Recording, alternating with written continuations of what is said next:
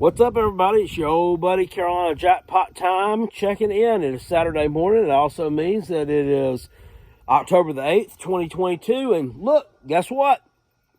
Where am I at? I'm at home. I'm at home. And you look at that and say, hey, now at 3 o'clock this morning, Carolina Jackpot was uploading videos of himself at a Rutgers football game. At Rutgers in Piscataway, New Jersey last night.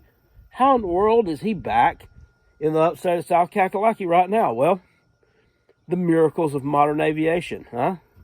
Caught a flight this morning, actually. Yeah, but what we did, we left Rutgers at 10:30, right about when the game was over with. Left there, drove to the airport in Harrisburg, Pennsylvania, which was about 3 hours away. Through traffic and stuff. So we got there about 2:30 this morning. Turned in a rental car, goofed off a little bit, and then got our bags checked in and all that good stuff, and hopped on the flight to Charlotte at 5:10 this morning. It took off, got us there a little bit after 6. Farted around there for a few more minutes. Took off, came into Green. It literally takes you. Flying from the Charlotte airport to the Greenville-Spartanburg airport, from wheels up to wheels down on that airplane is 14 minutes. So, and you don't even get up high enough. I think you cruise at like 10,000 feet. I could see every landmark the entire way because we just followed the I-85 all the way down to the Greenville-Spartanburg airport, and I could point out things the whole way. I'm like, there's Gastonia, there's Kings Mountain, there's Gaffney High Stadium. A little bit further, there's Spartanburg High Stadium, there's Wofford. I mean, it was kind of weird. Anyway, so here I am, and I got this last night. I actually got this at the game at Rutgers because one of them had a T-shirt made up saying Nebraska sucks. One of the Guidos did. That was tailgating, and I was like, that's pretty cool, man. I like that a lot. Can you level me up with something like that? And he's like, well, I can't make you one of these. He's like, but I can do. I was like, can you make one that says Kentucky sucks? He's like, 5 minutes later, boom, yow, there you go. So this will be the garment of choice for the day, and hopefully it'll be the garment of choice for a few more days as well, after it's washed, of course. Umbrella is falling down a little bit of breakage right here. That's all the catastrophes we had around here from that storm. I mean, some people lost their entire house. I had a broken umbrella, so I guess I feel fortunate with that. Thoughts and prayers to the people that are still struggling with that. Some people, it's going to take years to recover. But anyway, aside from all that stuff, I wanted to get to a preview of the South Carolina versus Kentucky game tonight. Comes on, it starts at 7:30. Carolina Jackpot probably going to start live streaming about 7 tonight. So everybody come on over. There's going to be plenty of food, plenty of beer. There's going to be good times had. Win, lose, or draw. And you know how we do it. We do it right over here. Lots of trash talk. And lots of me getting excited watching the Gamecocks play. So I've been wanting to do this video all week also. I have not had a chance to do it. Let's look at what we got going on tonight and giving you my locking in my prediction here. Kentucky coming in, of course, they're 4-1, ranked number 13 in the country. Are they the 13th best team in the country? Maybe. They may be. Do I think that they are a typical number 13 ranked team? No, I don't. No, I do not. I think they're fringe top 20. And look, I'm not going to sit here and trash talk Kentucky. Any logical, sane Kentucky fan would tell you the same thing. They tell you the same thing. They know they're overrated. They were rated too high when they lost to Ole Miss. Maybe when they played Ole Miss, they probably should have been ranked about number 13 and then dropped down to about number 20. Not what happened the way it was, though. But at any rate, we have what we have. And, they've played well defensively this year. They have given up some turnovers. They put the ball on the ground a few times against Ole Miss. That seems to always, kind of play Kentucky a little bit. They're dealing with some injuries. Jacquez Jones, a transfer from Ole Miss over there at linebacker, is probably not going to play tonight. You got several other players that either got banged up against Ole Miss or they were banged up before that. Don't know if they're going to play or not. Some of these guys are pretty good contributors over there on the secondary. Will Levis, today I just checked out on KentuckyBlue.com or whatever the 24/7 site is. He's still listed as a game time decision with that foot that he's had that's been bothering him. Mark Stoops in his presser yesterday said that he always tells you when people are out and that he doesn't have anybody out, referring to Will Levis. So we'll see. I think that's a little bit of smoke and mirrors there. If he doesn't go, Kaya Sharon is going to get the start. I have this guy as a redshirt freshman. He's about 6'2", 208 kid out of Somerset, Kentucky. Probably got a pretty good arm on him. He has not thrown a pass in college as yet. He played a little bit in the game against the Penguin earlier this year, but he didn't attempt to pass. The Gamecocks, as far as the injury front goes, they're as healthy as they've been all year. You had Darius Rush, Alex Huntley, David Spalding. All these guys had some kind of injury, one or the other, and missed some significant action here in the last couple of weeks. All these guys are ready to go now. They are ready to go. You're as healthy as you've been since the season opener against Georgia State, minus the two guys, Jordan Strawn and Mo Kaba, who will not play at all the rest of the year. Very unfortunate there.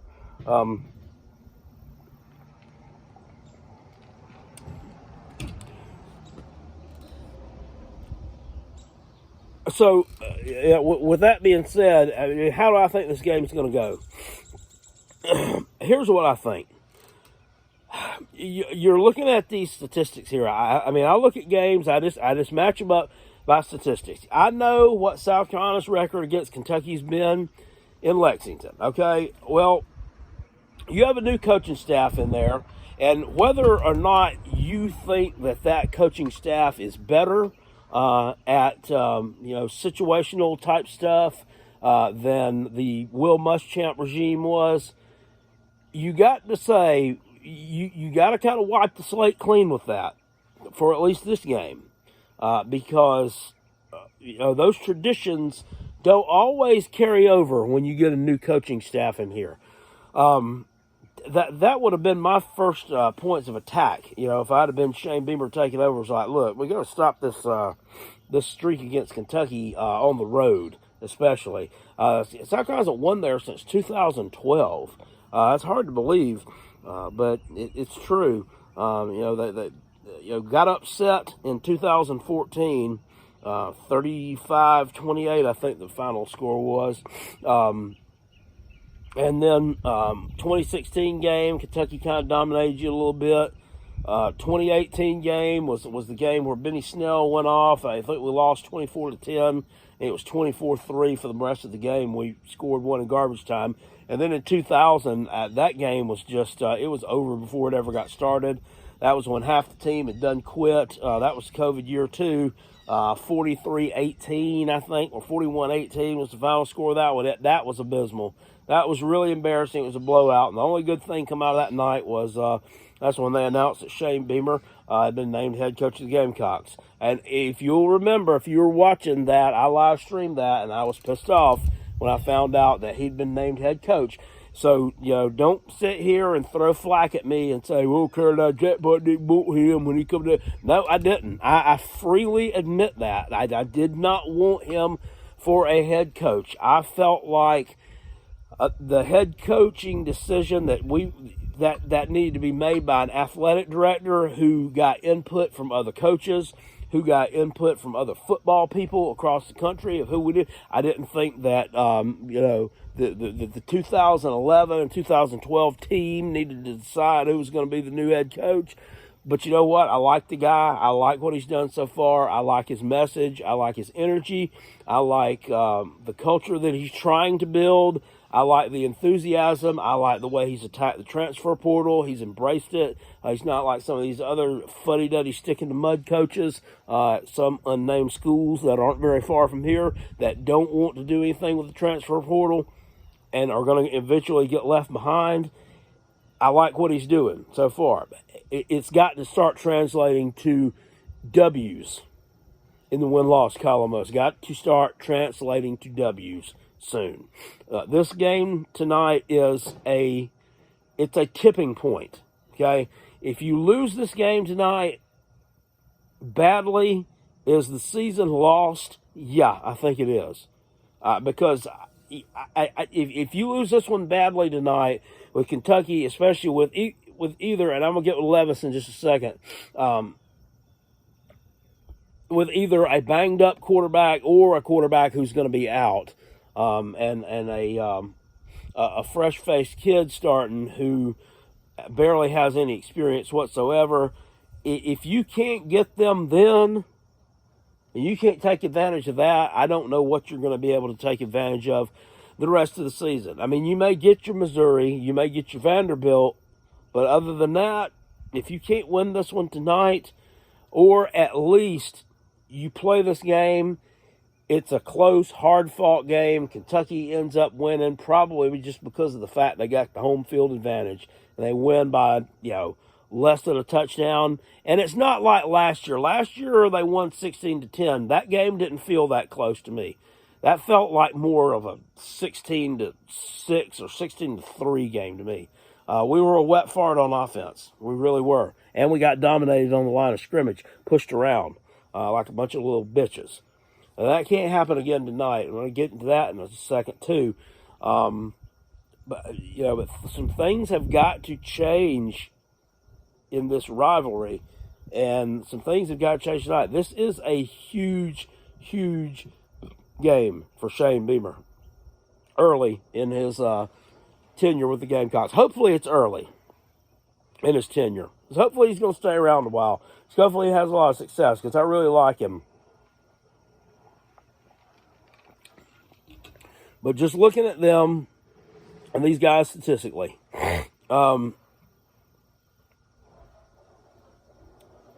Gamecocks offensively are number 76 in the country. That's run, pass combined. Do you have to be better than that to beat Kentucky? Do you really? Do you really have to be better than 76th to be able to score enough points to beat Kentucky? I don't know. I don't really know.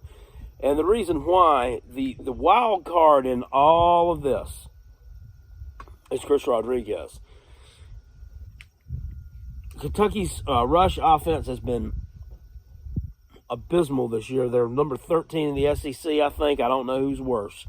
But we know that Kentucky is not the number 13 team in rushing in the SEC. We know that Chris Rodriguez can tote that rock. Forget all the stuff. Yes, I know. I make fun of him. Got drunk on tequila on Mother's Day, blah, blah, blah, whatever. The dude is a stud, I'm telling you. And the only reason that they're 13th in the country in rush attack is because he's been on the bench for 4 games.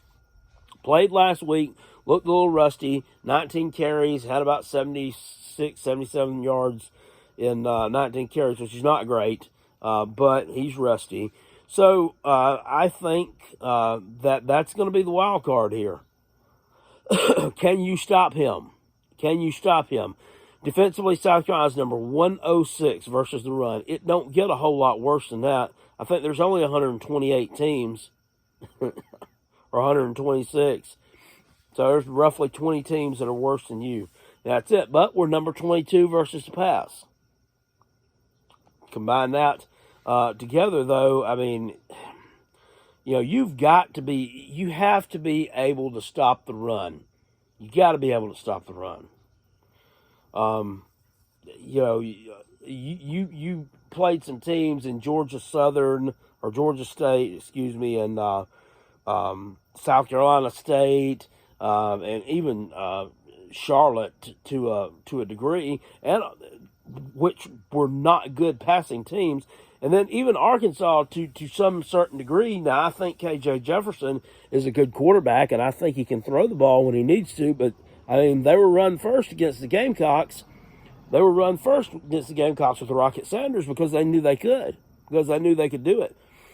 So I think that number may be a little bit skewed. I don't really necessarily know that you're number 22 against the pass.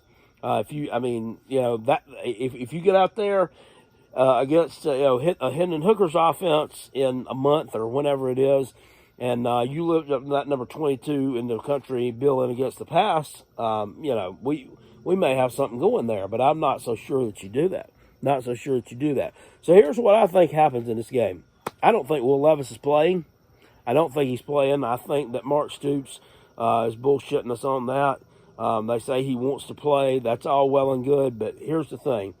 I think that Mark Stoops knows that he can sit Will Levis, get him healed up. They got Mississippi State next week, which is an important game for them. That's an SEC West team. That's their permanent cross-division rival, and they need to win that one. They need to split the SEC West. They've already lost to Ole Miss. They need to split those SEC West games at least. It would have been preferable to win both of them, but they're not going to do that. I think he sits Will Levis. I think that Kaya Sharon, I think he attempts, a handful of passes. I don't think that we really go crazy with that. I think Mark Stoops feeds Chris Rodriguez the ball many, many times tonight. And he says to Shane Beamer, well, not to Shane Beamer, but, sends a message to Shane Beamer and South Carolina, what you going to do to stop it? Can you stop it? Can you stop it, guys? Can you stop it? Can Jordan Burch, can MJ Webb, can Zach Pickens, can Brad Johnson, can Sherrod Green, can these guys step up? Can these guys step up, finally, and stop the run against somebody?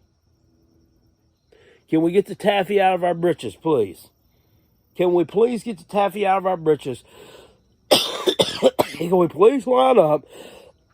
Can we please whip somebody at the point of attack on an opposing offensive line?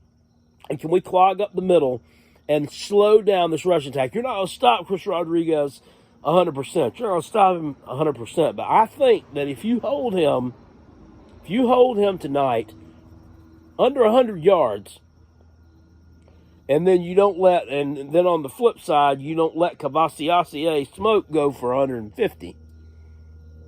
You hold these guys under 100 yards. You hold Rodriguez under 100. You hold Kavasier Smoke to 40, 50 yards, maybe less than that. I mean, the other guy, maybe you hold him to 40, 50 yards there.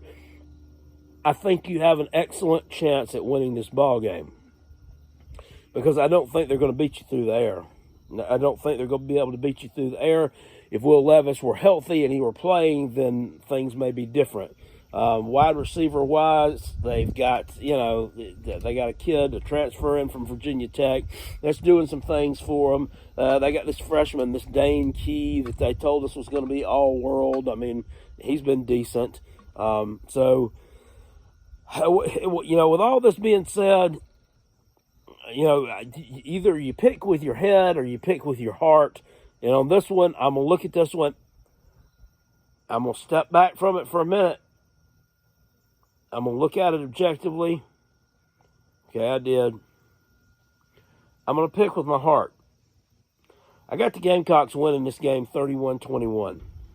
I think they not only cover the spread, I think they beat Kentucky. I think they beat them by double digits.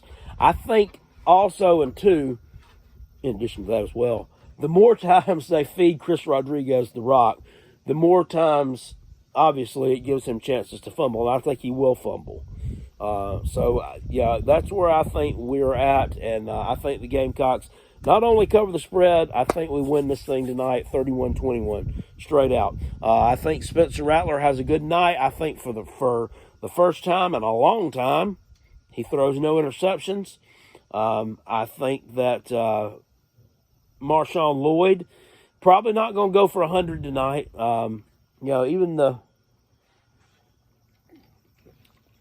Even the best back in the state is not going to get up in those triple digits all the time. That Kentucky run defense is pretty solid. I still think he'll tote the rock for about 70, 80 yards tonight. I'd like to see Christian Bill Smith get in there and get some tough yardage. He's a tough yardage back. He's a bruiser. He's a little muscle ball. I would like to see him get in there, and I think he could have some success against that Kentucky defensive front, because I think he's just the kind of guy that is just going to pound that rock and give them a real good matchup there in the backfield. So that's what I'm going with. Gamecocks 31, Kentucky 21. You can laugh at me all you want to. I really don't care. One way or the other, it's going to all come out in the wash. Now, it's 10:30, so I need to pick these games against the spread. And I'm not going to pick every single game I see against the spread, but I am going to pick some of the more important ones I see coming up today and the ones that interest me. And I'll just rattle these off, and you guys can comment in the comment section how you think that these things are going to fare out. And I go in chronological order. I don't go in rotation order like they do on some of the betting shows. Arkansas at Mississippi State, 3-2. Arkansas at 4-1 Mississippi State. Mississippi State is laying 9 at home to Arkansas. I've heard KJ Jefferson may not be playing in this game. That's huge for Arkansas. I still think Arkansas is a good team. I know Texas A&M kind of got them the other week. I think that was a fluke. I think that Arkansas is actually better than Texas A&M, and they should have won that ball game last week. They lost to Bama. It is what it is. Bama is Bama, in my opinion. I still think Arkansas is good, and I think they go on the road, and I think they keep that thing tighter than that. Louisville goes on the road to Virginia, 12 o'clock on ACC Network. Virginia catching one at home against Louisville. I kind of tend to want to look to Louisville in this one, just with the athleticism there of Malik Cunningham. I think Virginia may have some problems with that. They had some problems a few weeks ago on a Friday night game in Syracuse when Garrett Schrader took off with the ball and started running with it for Syracuse. That's when Syracuse was at their most lethal in that game, and that's when they got out to a 2-touchdown lead that Virginia eventually ended up coming back on them. But I think that they may have trouble with the athletic Malik Willis, who can run around, not just a little bit, but he can run around a lot, and he's better than Garrett Schrader as well as running the ball. So give me Louisville there, man, to take that one and cover. Michigan on the road at Indiana, 22.5-point favorite. Give me Indiana. Michigan is a good team. They've looked good.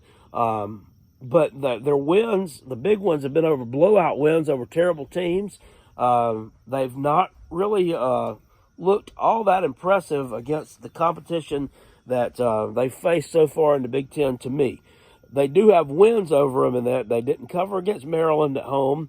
They failed to cover on the road. Well, they did cover on the road against Iowa, but still offensively really didn't do a lot there. I know Iowa does have a good defense, but Indiana is kind of a hard team to figure out. They're not very good, but I still think they can cover that 22.5 against Michigan. It's just a lot of points on the road to lay with a team that so far doesn't have a history of blowing out middling teams.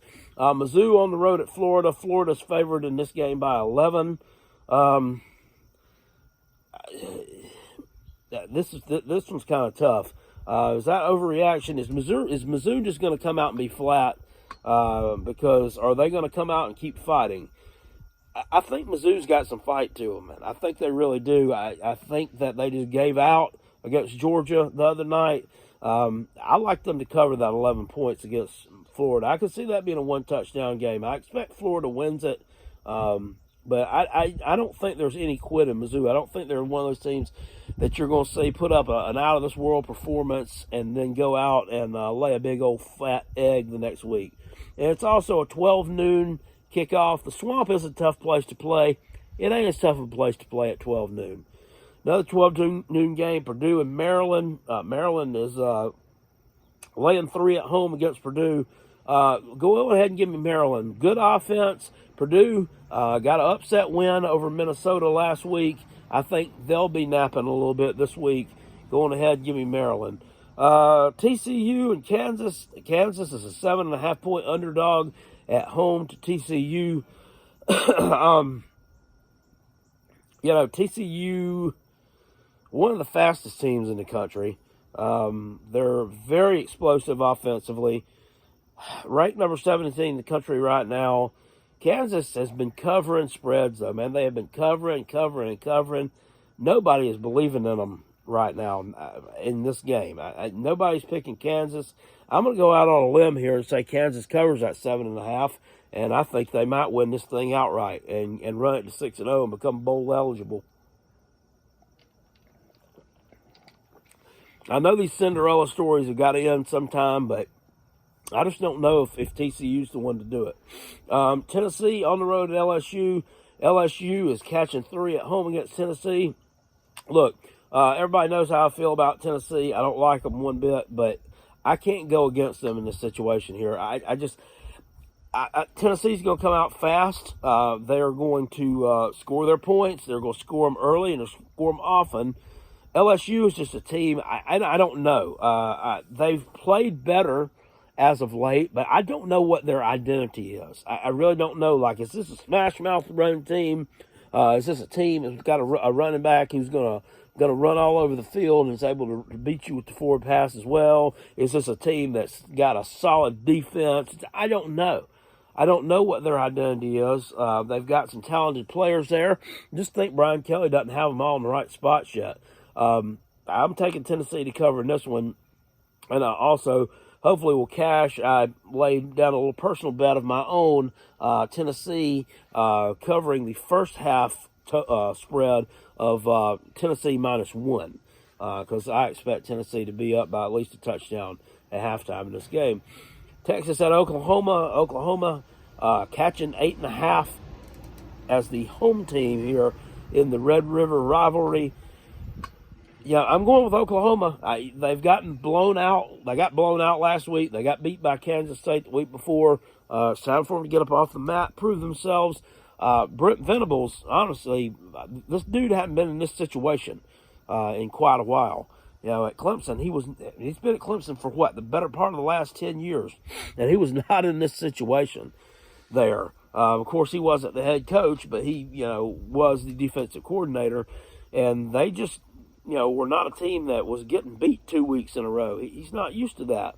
How is he going to react to it? I think that he rallies the troops here. I'm still not sold on Texas that they're that good, and I think that it's a rivalry game here. I think they keep it closer than that 8.5.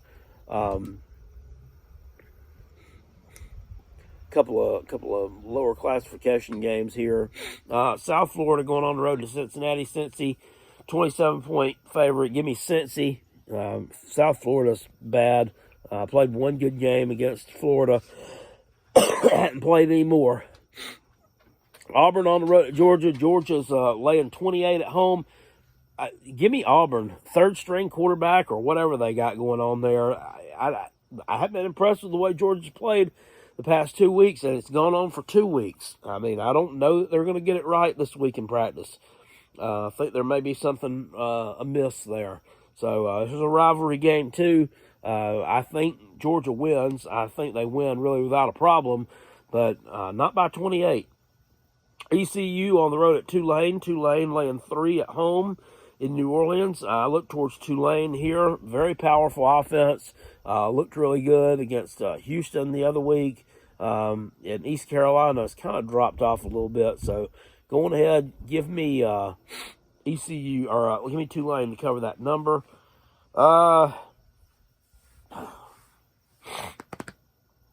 Middle Tennessee going on the road to UAB. This is not like an important game. Middle Tennessee or UAB laying 9.5 at home. I took Middle Tennessee just because one of the Vegas guys I subscribe to, Ralph Michaels at Cal Sports LV, is the one that came up with this stat that off of a loss, and this is I think like the past 3 years, maybe 2 years. Middle is 10-1-1 against the spread after a straight-up loss. Same coach, same everything. Had a disappointing game last week against UTSA where they did not win, did not cover after that big upset win over Miami. I like them to cover. What is UAB? Is UAB that good? I don't know.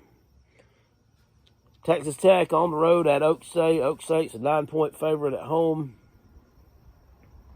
I like Oak State to cover. They're ranked number 7. I think that they actually go out this weekend and prove that number 7 ranking against the Texas Tech team that we know can have some points scored on it. Utah 4-1 on the road at UCLA. UCLA is a 3-point underdog actually at home. A little bit of disrespect there to the Bruins, but I mean, is it really? Utah's ranked number 11. You know they'd love to have that Florida game back right now. I like Utah in this game. I like the quarterback, Cam Rising. I think they're probably have the coaching advantage too. Just with Kyle Whittingham. Yes, I know Chip Kelly's been around a while, but Kyle Whittingham is just consistently has this team playing at a high level. So give me the Utah Utes there, winning that one outright. Virginia Tech on the road at Pitt. Pitt, 14.5-point favorite. Pitt's a decent team. I think that they've got them favored by this much in this game because I think they're going to bounce back from that loss to Georgia Tech last week. And I think they do. Virginia Tech's offense is non-existent.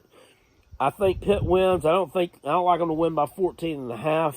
I just don't think they're quite that good. This one has a 13-14 point win written all over it. I don't see them winning by any more than that, but I do think they get Virginia Tech at home. Wisconsin on the road at Northwestern, 2-3 Wisconsin, who just fired their coach. Northwestern's catching 10 at home against Wisconsin. Give me Wisconsin to cover that number. They're rough. They're very rough. Duke on the road at Georgia Tech. Georgia Tech is a 3.5-point home underdog to Duke. Go ahead and give me Duke in that one. Duke's quietly gone 4-1. The only loss was on the road at Kansas. I think that Georgia Tech is still not a good team. Tennessee kind of played down to the competition there a little bit. Not Tennessee. What are we talking about? Pitt played down to the competition last week, and they kind of got burned against them last week, but I don't see that happening this week. Ole Miss on the road at Vandy. Vandy's a 17-point underdog at home. Give Vandy to cover. I don't know that that Ole Miss is going to be able to put up enough points here to cover that 17. I think they win. Of course, I think they win it fairly easily, probably by around 14. But the 17-point margin, I think, is a little bit high. Vanderbilt is improving. Ohio State at Michigan State. Ohio State is a 27-point road favorite. I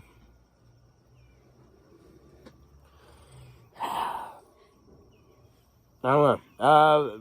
Ohio State has had, they'll have a good performance. They'll have a not so great performance this year. I mean, we don't know what we're going to get from them there. Is TreVeyon Henderson going to light this team up? Is C.J. Stroud going to come out there and be the C.J. Stroud we've seen? Or is he going to fuck around a little bit? I don't know. Home game, Michigan State. I'm going to go out on a limb here and say Sparty covers that. I think Ohio State wins, maybe by about 21. North Carolina on the road at Miami. Miami's a 3.5-point home favorite. I'm going to go with North Carolina. I lean North Carolina just because of the offense. These guys have been putting up basketball-type scores since Matt Brown came back.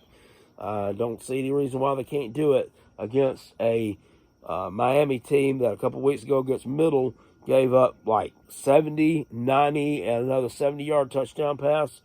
Washington on the road to Arizona State. Arizona State catching 13.5 at home against number 21 Washington. I think that Washington bounces back from the loss to UCLA, and I think they blow out Arizona State. Is terrible.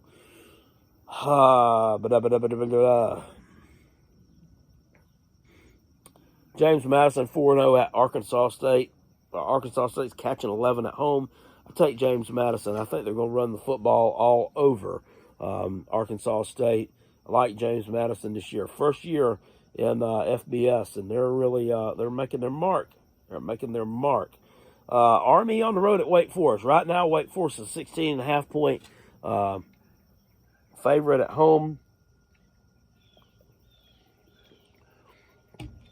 If you could have got this at 17.5, I'd have say took it. But at 16.5, Wake Forest, I still like Army. Army's off to a 1-3 start. Have been disappointing this year. We saw how this game turned out last year. Defensively, they hadn't been great. Wake Forest is off of 2 pretty emotional games. Pretty good emotional win last week against Florida State, and then a tough emotional double overtime loss to Clemson 2 weeks ago. They've been in some tough spots the past 2 weeks. This week, I think that Wake may be a little bit flat, and Army is a team you don't want to do that against. I think they can muddy the game up, ugly it up enough to keep it within that number. BYU at Notre Dame, or BYU and Notre Dame, they're playing in Las Vegas here. Notre Dame, 4-point favorite in this game. I think the wrong team's favored here. Just looking at Notre Dame, the offense has really struggled this year. And BYU is flawless, if not for that loss on the road against Oregon. And I think they take advantage here of really not too far of a trip to make. Right? It's not far from Provo, Utah, over to Allegiant Stadium. Now, I think Notre Dame definitely is probably going to have a home field advantage there. I think they'll probably have a lot of fans, supporters of the Irish there in the neutral site game. I don't really know that's going to make a difference, though. I like BYU. I think they're better coached. I think Kalani Sitake is a much better coach at this point than Marcus Freeman is. This guy just seems lost.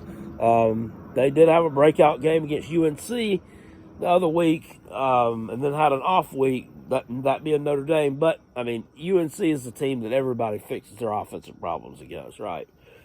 Clemson, the Taters, on the road at Boston College, are a 20.5-point favorite against BC. I got this one when it was at 22. I took Boston College at 20.5. I'm probably going to roll with Clemson at 20.5, even though I think this is a potential for a flat spot. Boston College is just that bad. Their offensive line is horrid this year. That's where the problems are. They brought back Jurkovec, who was out injured all last year, and Zay Flowers, who's a dynamic player at wide receiver. They really haven't been able to produce the same results that they've been, and the problems of their offensive line. It's just not good. Iowa on the road at Illinois. Illinois is laying 4 at home. Go on ahead and give me the Fighting Illini. Give me the Fighting Brett Bielema's to cover that one. Iowa is a hot turd, especially offensively, and Illinois, pretty impressive win last week against Wisconsin. Ended up getting Paul Chryst fired from up there. I think they keep it rolling, man. I think they keep it rolling. K-State on the road at Iowa State. Iowa State is a 1-point home underdog. I'm going to take K-State here to cover in this one. I did not like the way Iowa State looked last week against Kansas. They just looked just like they couldn't be less interested in the game. They were not very good, especially on the offensive side of the ball. Defensively, they're good, but they've lost a lot. The Brock Purdy, what was his name, Charlie Kohler, Breece Hall. They lost a lot of talent off that team. Washington State on the road at USC. USC laying 13 at home against the Cougars. Barking dog special. Taking Washington State for no other reason than they pull off a lot of upsets. They are they're the rock in the bottom of the proverbial shoe of a lot of teams, and I think they get this win or not don't get the win, but I do think they cover against USC. USC's ranked number 6 right now. I think they win the game, but I think it's a tight one. Florida State going on the road to NC State. NC State's a 3.5-point home favorite. I like NC State to bounce back from that loss to Clemson. They've got a good ball club still. They got some ballers over there at NC State. They really do. Really piss poor play calling in the second half of that game against Clemson cost them. I mean, you've got to be able to run the football somehow. There's no reason why we can't. And Texas A&M on the road at Alabama. Alabama favored by 24. I'll take Alabama and lay them 24 points. I think they're going to just absolutely murder Texas A&M. A lot of people do. Oregon on the road at Arizona, 13.5-point favorite. Arizona's been a tough place to play, but 13.5 is a little bit too close for me. Oregon's playing some of their best football of the year right now. I would take them to cover in that one. And finally, we got Oregon State going on the road, taking on Stanford. Oregon State is a 4.5-point road favorite. Give me the Beeve all day long, baby. Stanford, what happened to that program with David Shaw? I do not know. How this guy is not really mentioned on the hot seat, I don't know that either.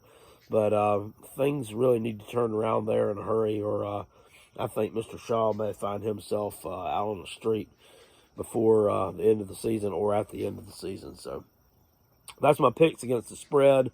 Like I said, I think Gamecocks 31-21 tonight over Kentucky. Another thing they need to do, Marcus Satterfield. This guy has got to get the ball in Jaheim Bell's hands. Bell is a dynamic playmaker. We were told over the summer that he was probably one of the best 3 or 4 tight ends in the country.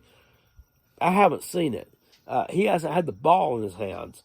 And I had some idiot over on Gamecock Twitter tell me, can't blame it on Sat. It's not his fault if Bell can't get open. Hey, well, Bell was getting open last year. So what's changed? People knew he was a good player last year. Are you telling me they're covering him this year, even though they knew last year he was a good player, and the reason that he was making plays last year is because he wasn't covered? I don't know. I don't believe that. I think a good offensive coordinator can scheme around that. He can figure out a way. He can figure out, some different play calling. He can tweak some things here and there in the throw game. Maybe come up with a little bit of trickeration to get Jaheim involved more than what he's gotten him involved at. This guy is not a fullback. He's not a fullback, even though he can get back there and tote the rock for you. He's not a damn fullback. He's wasted as a fullback. Please stop giving this ball to this man on 3rd and goal to plunge it in for a 1-yard touchdown when you've got Marshawn Lloyd, you got Christian Bill Smith, and you got Juju McDowell. And then besides that, you got Rashad Amos, and you got the dude from Columbia over there on the sidelines that could all plunge in from 1 yard out. Hell, Spencer Rattler could sneak it in from 1 yard out. So, with that being said, this video has gone on very, very long. I need to upload it so that we're able to start watching it before the games actually start. I really appreciate the support, guys. Hit this video with a thumbs up. Make sure you join in my live stream tonight. Remember, Kentucky sucks forever and always. I will see y'all later. Appreciate it. Peace, and I'm out of here. Go Gamecocks, baby. Spurs up to my toes up.